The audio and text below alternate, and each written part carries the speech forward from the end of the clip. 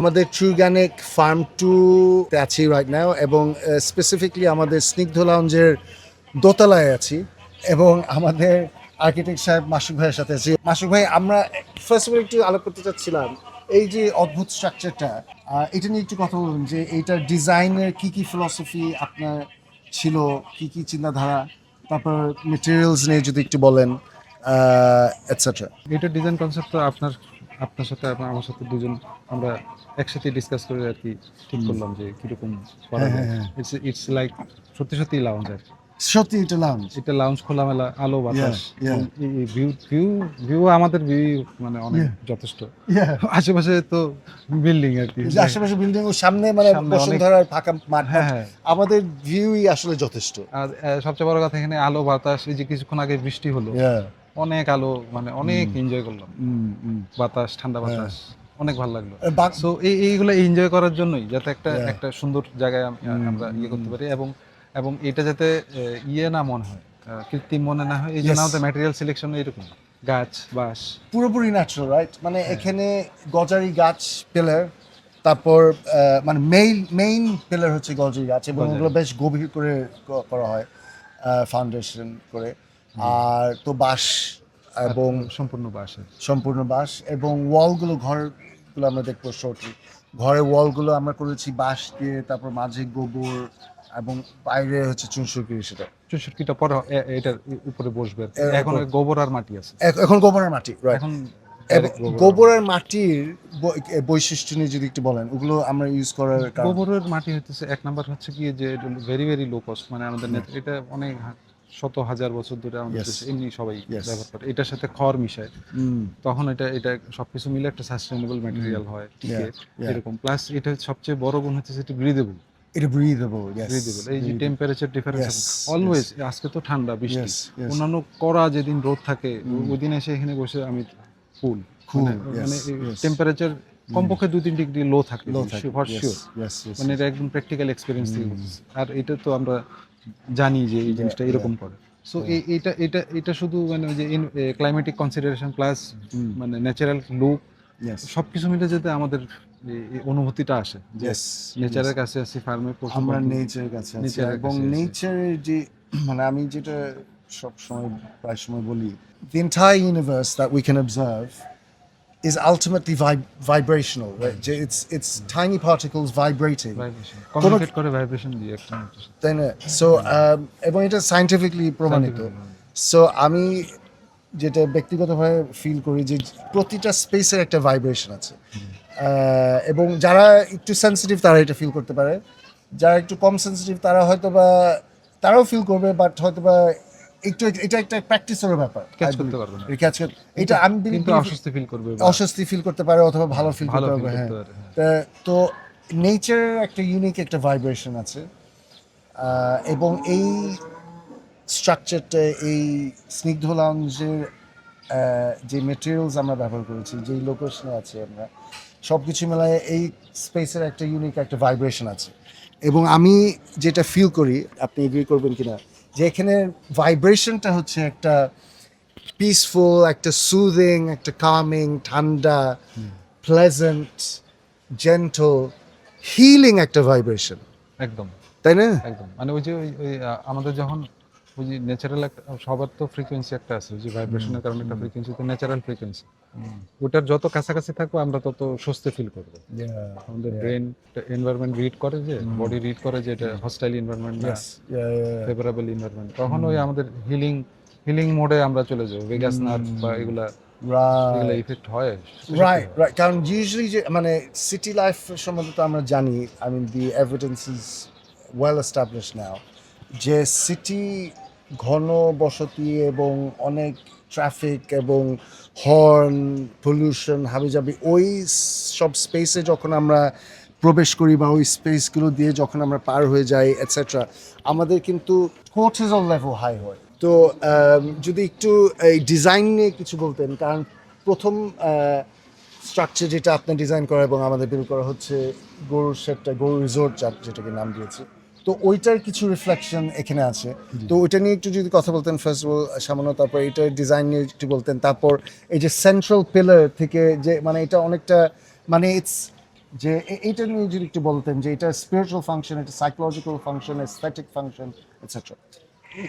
এটার খুবই simple concept, মানে এখানে একটা এই যে এই অংশটা আছে, তিনটা অংশ আর কি, এটা একটা পোর্শন, এটা একটা পোর্শন, এটা একটা পোর্শন, এবং এটা সাউথ নর্থ সাউথ ওরিয়েন্টেড, মানে আমাদের ক্লাইমেটের যেটা ম্যাচ সবচেয়ে মোস্ট ফেভারেবল, আমাদের সবচেয়ে কমফোর্ট দিবে, আলো বাতাস, প্রচুর আলো দেখবো, প্রচুর বাতাস দেখবো, বৃষ্টির সময় বৃষ্টি, এটা বাংলাদেশের কনটেক্সটে হচ্ছে সবচেয়ে উত্তম ওরিয়েন্টেশন, এটা এবং সবচেয়ে ডিজায়ারেবল। আমাদের সাবট্রপিক্যাল, আমাদের নর্থ সাউথ করতেই হবে, এটা মাস্ট। আমি যদি ক্লাইমেটের সাথে মার্জ করতে চাই, এখন ক্লাইমেটের এগেইনস্টে যুদ্ধ করতে চাইলে সেটা আমাদের হচ্ছে সবচেয়ে লেস এনার্জি খরচ হবে, আমাদের সবচেয়ে ভালো থাকবে, আমাদের কর্টিসল লেভেল লো থাকবে, ইত্যাদি ইত্যাদি সবকিছুর জন্য আমাদের মার্জ করতে হবে। মার্জ করতে হলে নর্থ সাউথ ওরিয়েন্টেশন থাকতে হবে, আলো বাতাস থাকতে হবে। ওইটা যেমন ছিল গরুর ওটার জন্য ছিল, ওইখানে একটা সেন্ট্রাল একটা ছিল, একটা পাথওয়ের মতো ছিল, যে ওইখান থেকে সার্কুলেশন আসতেছে, এটার একটা রিফ্লেকশনের মতো এইখানেও থাকলো, অলমোস্ট সেম অ্যালাইনমেন্টে আছে, অলমোস্ট কাছাকাছি অ্যালাইনমেন্টে, এটা একটু হাইট বেশি, এবং এটার সাথে আমাদের দুইটা লিভিং স্পেস, মানে একটা হচ্ছে গিয়ে মানে শেডেড কিন্তু চারিদিকে ওপেন, এই সেটে সো আলো বাতাস এই ভলিউমটা আমি ফিল করি, মানে যত না আমি এই বস্তুটা তার থেকে এটার ভিতরে যে স্পেসটা ধরা আছে, যেটা অদৃশ্য, সেটা ফিল করার জন্য তৈরি, এবং এই যে লেয়ারে এখানে যেমন একটা লেয়ার আছে, এটা আরেকটু গভীর লেয়ার, আরেকটু গভীর লেয়ার হতেছে, সেটা একটু গভীরে নিয়ে ওইটা শেল্টার হিসেবে, ওইটা আমরা ওই যে লিভিং এরিয়া হিসেবে, বেডরুম হিসেবে ইউজ করতে পারি, সেটা 2 ধাপ লেয়ারিং করে আর কি, ভিতরে নেওয়া আর কি। সো ওইটা একটু মোর প্রাইভেট ইউজ হবে, কিন্তু স্টিল ওই নেচারের কন্ট্যাক্টেই থাকবো, এখানে বসে থাকতে পারবো। এই কনসেপ্টটা ছিল হইতেছে কি যে এই আমরা যাতে ওই আলো বাতাসটা ঠিকঠাক মতো এনজয় করতে পারি, কারণ শহরের আলো বাতাস এনজয় করতে হলে কি করতে হবে, মানে বাসায় বারান্দা যাব, বারান্দা তো ছোট, তারপরে পাশে একটা বিল্ডিং থাকে, মানে ওটা তো পাচ্ছি না, আবার আর পলিউশন, রাস্তার পলিউশনের রাস্তা যেতে পারতেছি, ঢাকা শহরে তেমন কোনো পার্ক নাই, পার্কও যেতে পারতেছি। তো এটা যদি এনজয় করতে চাই, এখানে একটু শান্তিতে আমাদের পশু পাখি যা আছে, গাছপালা, চারিদিকে আলো বাতাস, তো এইটার মোস্ট বেনিফিট নিতে পারি, সোজা কথা এটার সুবিধা যাতে পরিপূর্ণভাবে আমরা নিয়ে নিতে পারি। খুবই ডিফারেন্ট কিছু একটা হয়েছে, এটা গতানুগতিক কোনোভাবে, এটা গতানুগতিক না, মানে ওই ল্যাঙ্গুয়েজটা হইতেছে কি যে আমাদের তো চৌচালা আছে, আমাদের ট্র্যাডিশনাল, এখন আমাদের যেমন হতেছে গিয়ে যে এক এক দেশে এক এক রকম দেখি, এক এক রকম আর্কিটেকচার দেখি, চালের বা ছাউনির দেখি, ইউরোপে দেখি অনেক ঢালু একটা জিনিস, কেন? এটা ক্লাইমেটের কারণে। সো আমাদের ক্লাইমেটের কারণে আমাদের এরকম আমাদের 1000 বছর ধরে আমাদের চৌচালা ইউজ, আমরা চৌচালা ইউজ করব, শেড করব, ওই বৃষ্টির জন্য এখানে হয়তো আমরা ইউজ করছি, প্রোটেকশন ইউজ করছি, এখানে আলো বাতাস পড়ুক, এখানে বৃষ্টিও পড়ুক, একটা ছিটা পড়ুক, কোনো অসুবিধা চৌচালা, কিন্তু আবার চৌচালার মধ্যে একটা টুইস্ট আর কি, পুরোপুরি চৌচালা না, এটা চৌচালা না, চৌচালার মধ্যে তো 4টা চাল, হ্যাঁ, এটা একটু ফিউশন আর এটা ফিউশন, কারণ এখানে মডার্ন জিওমেট্রির সাথে একটু ফিউশন, কারণ এখানে হচ্ছে যদি ভাগ হিসেবে চিন্তা করি, 1টা 2টা 3টা 4টা 5টা চাল, 5চালা, হ্যাঁ, মানে ওই বেসিক চারটা যে সাইড আছে, 4টা সাইডে আবার সাব ডিভিশনে আমি করে দিলাম, অ্যাসথেটিক্যালি সুন্দর লাগে দেখতে, মানে এটা স্পেশালি যারা আর্কিটেকচার ইন্টারেস্টিং আর্কিটেকচারাল এক্সাম্পল দেখে মজা পান, আপনারা আসলে বিশেষ করে এখানে মজাটা পাবেন। এখানে আসলেই একটা প্রাকৃতিক, একটা apparently simple হ্যাঁ, material wise simple, আমরা বেসিক ম্যাটেরিয়ালস ইউজ করেছি, বাট এখানে খেলাটা হচ্ছে একটা আর্কিটেকচারাল খেলা আছে, যারা একটু সেনসিটিভ এইসব এস্থেটিক বিষয়, এটা আপনারা ফিল করবেন, আই বিলিভ।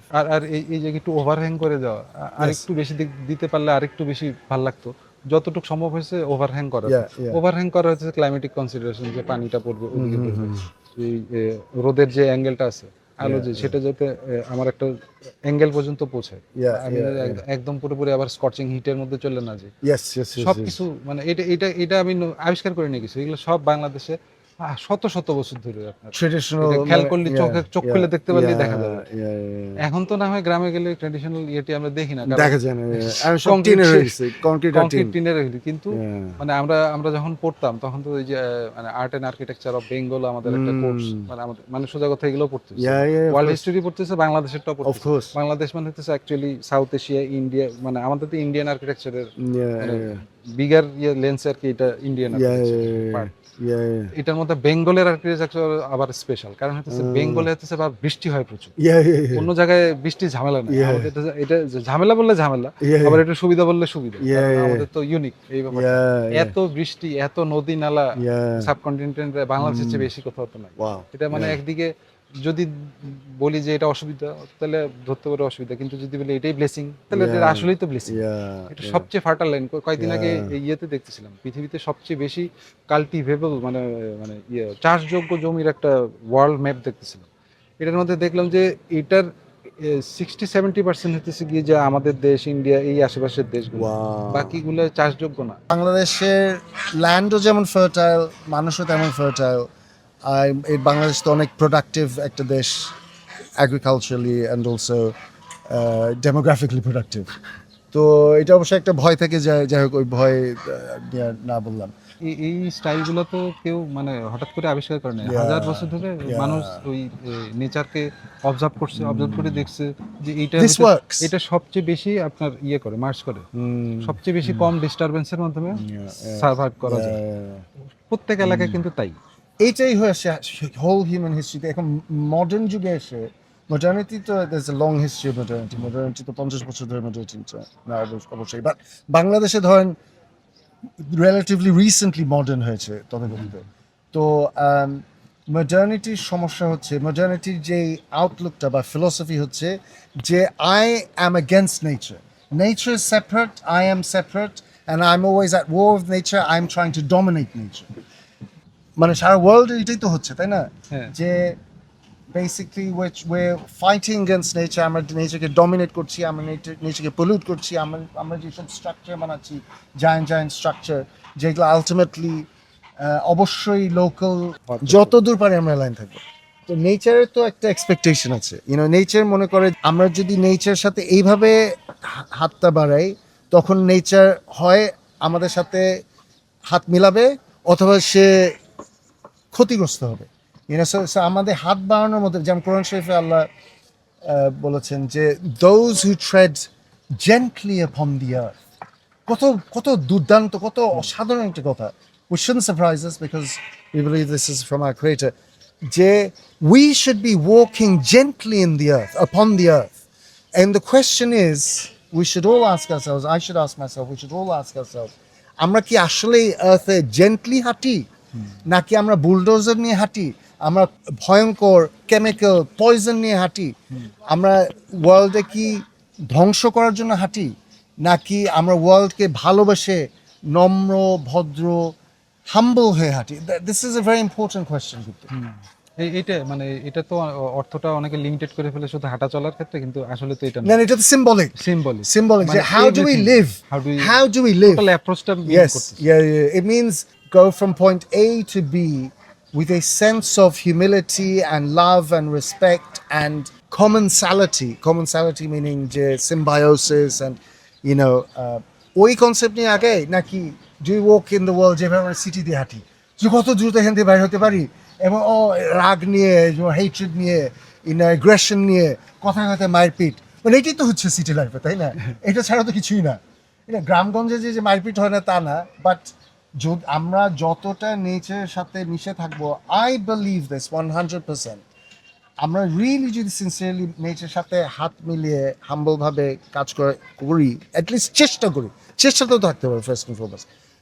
পারি কি না পারি ওটা আলটিমেটলি আমাদের ডিসাইড করে না, এটা নেচারই ডিসাইড করবে, আল্লাহ আলটিমেটলি ডিসাইড করবে। বাট আমাদের নিয়তটা যদি এমন থাকে তাহলে কিন্তু ডিফারেন্ট কিছু একটা করা সম্ভব, আই থিঙ্ক।